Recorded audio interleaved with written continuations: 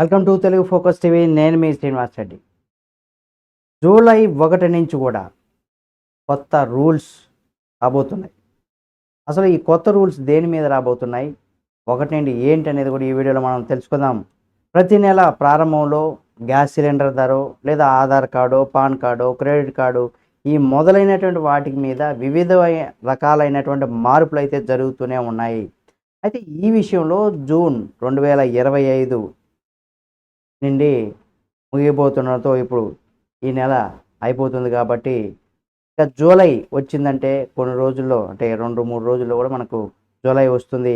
కాబట్టి ఈ జూలై ప్రారంభంలో కూడా ఎట్టి పరిస్థితుల్లో రాగానే, అంటే జూలై 1 ప్రారంభం కాగానే ఇటువంటి పరిస్థితుల్లో పాన్ కార్డు, తత్కాల్ టికెట్, అలాగే ప్రీ బుకింగ్, క్రెడిట్ కార్డు మొదలైన వాటికి సంబంధించి జూలై నెల ప్రారంభంలోనే మార్పులు చేయనున్నట్టు తెలుస్తుంది. దీనికి సంబంధించి ఈ పరిస్థితుల్లో జూలై 2025లో వచ్చే ప్రధాన మార్పులను మనం వివరంగా కనుక మనం చూసినట్లయితే, జూలై 2025లో రాబోయేటువంటి ప్రధాన మార్పులు కనుక చూసినట్లయితే, గ్యాస్ సిలిండర్ ధర ముఖ్యంగా చమురు కంపెనీల ధరలు సవరించనున్నట్టు తెలుస్తుంది. ప్రతి నెల ప్రారంభంలో గ్యాస్ సిలిండర్ ధరలు మారుతూ ఉన్నాయి. అయితే ఈ విషయంలో జూలై 2025లో కూడా గ్యాస్ సిలిండర్ ధరలు మారుతాయని కూడా చెబుతున్నారు. అలాగే పాన్ కార్డు, ఆధార్ కార్డు కూడా తప్పనిసరి చేయబోతున్నారు.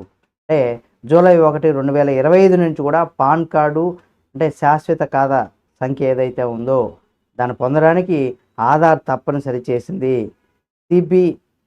సిబిడిటి అంటే central board of director taxes కొత్త నిబంధనల ప్రకారం పాన్ కార్డు పొందాలనుకునే వ్యక్తులు ఆధార్ కార్డు కలిగి ఉండటం తప్పనిసరి చేసింది.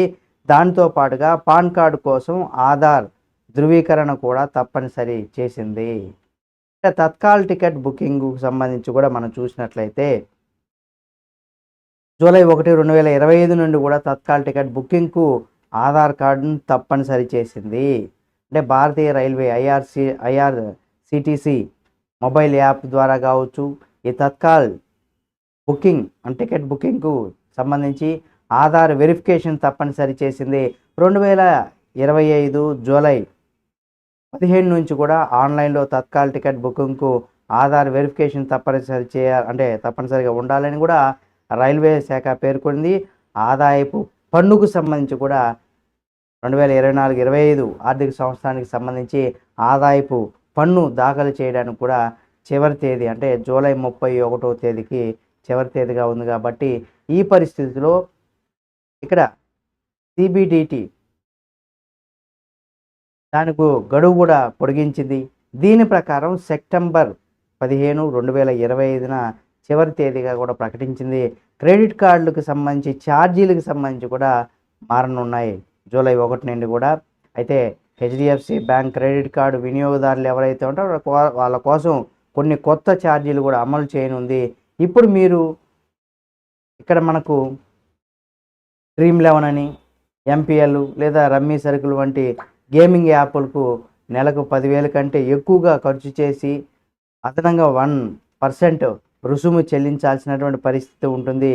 ఇది జూలై నెల నుంచి కూడా అమల్లోకి రానుంది.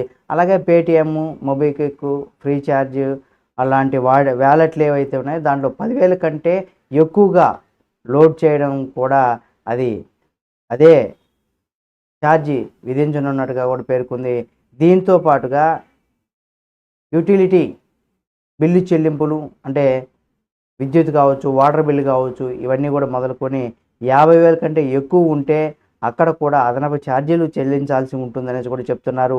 అదే సమయంలో ఇంధనం పైన కూడా నెలవారీ ఖర్చు 15,000 రూపాయల కంటే ఎక్కువగా ఉన్నప్పటికీ కార్డు వినియోగదారులు ఎవరైతే ఉంటారో వాళ్ళ దగ్గర నుండి 1% రుసుము కూడా చెల్లించాల్సి ఉంటుందనేసి కూడా చెప్తున్నారు.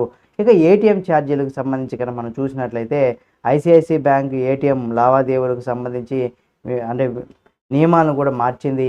ఇప్పుడు ఐసిఐసిఐ కస్టమర్లకు ఏదైనా ఇతర బ్యాంక్ ఏటీఎం నుండి కూడా నెలలో 3 సార్లు కంటే ఎక్కువ డబ్బును కనుక ఉపసంహరించుకుంటే, అంటే తీసుకుంటే కనుక ప్రతి అదనపు లావాదేవీ 3 సార్లు కన్నా ఎక్కువగా తీసుకుంటే ప్రతి అదనపు ఆర్థిక లావాదేవీలకు 25 రూపాయల చొప్పున ఇక్కడ కట్ చేసుకునేటువంటి అవకాశం ఉంది. ఆర్థికేతర లావాదేవీలకైతే 8.50 అంటే బ్యాంకులో 8.50 సేమ్ బ్యాంకులు తీసుకుంటే విధించనుంది. ఇవి ఏటీఎంలు ఉపయోగించే వారికి కూడా ఖర్చును పెంచుతుందని కూడా చెప్పుకోవచ్చు.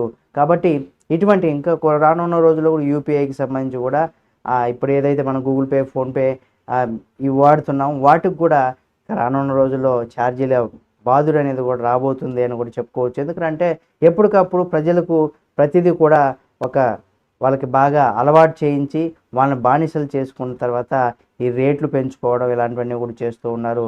ఇటువంటివన్నీ కూడా జరుగుతూ ఉంటాయి. కాబట్టి జూలై 1 నుంచి కూడా 2025 జూలై 1 నుంచి కూడా ఇప్పుడు పాన్ కార్డు, ఆధార్ కార్డు, ఏదైతే ఐఆర్సిటీసీకి సంబంధించి కావచ్చు, లేదా మనం ఇందాక అనుకున్నాం కరెంటు బిల్లులు కట్టే దానికి సంబంధించి కావచ్చు, ఇట్లా అనేక క్రెడిట్ కార్డులకు సంబంధించి అనేక వాటిలో కూడా గ్యాస్కు సంబంధించి అన్ని వాటిలో కూడా జూలై 1 నుండి కూడా ఈ కొత్తగా ఈ మార్పులన్నీ కూడా రాబోతున్నాయి. ప్రతి ఒక్కరు కూడా దీన్ని దృష్టిలో పెట్టుకొని తగిన జాగ్రత్తగా మీరు ఆర్థికంగా కూడా ఎక్కువ ఇక్కడ ఇబ్బంది పడనేయకుండా కూడా కొంత చూసుకోవాల్సినటువంటి పరిస్థితి ఉందని కూడా చెప్పుకోవచ్చు.